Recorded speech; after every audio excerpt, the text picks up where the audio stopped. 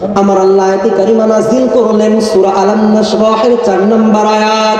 আমার আল্লাহ বলে দিলেন ওয়া রাফা'না লাকা যিকরাক, আমি বন্ধুর শান অতি উচ্চ মর্যাদা দিয়েছি। সুবহানাল্লাহ। এই আয়াতের তাফসীর কানজুল ঈমানের মধ্যে ইমাম আহমদ রেজা খান ফাজিল বেরলভী রাহমাতুল্লাহি আলাইহি তার তাফসীরের মধ্যে আব্দুল্লাহ ইবনে আব্বাস রাদিয়াল্লাহু তাআলা আনহুর তাফসীর এনেছেন।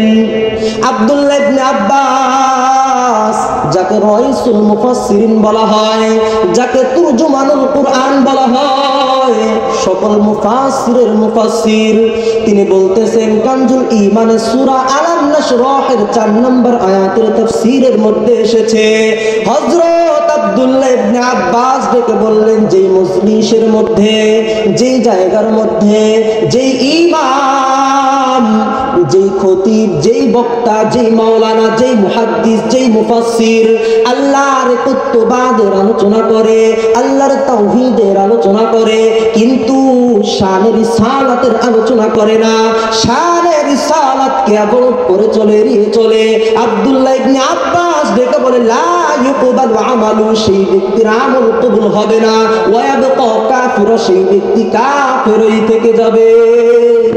তাহলে আল্লাহর পরে নবীর নাম আছে না নাই? কালিমার মধ্যে নবীর নাম, আল্লাহর পরে নবীর নাম, ঠিক কি না?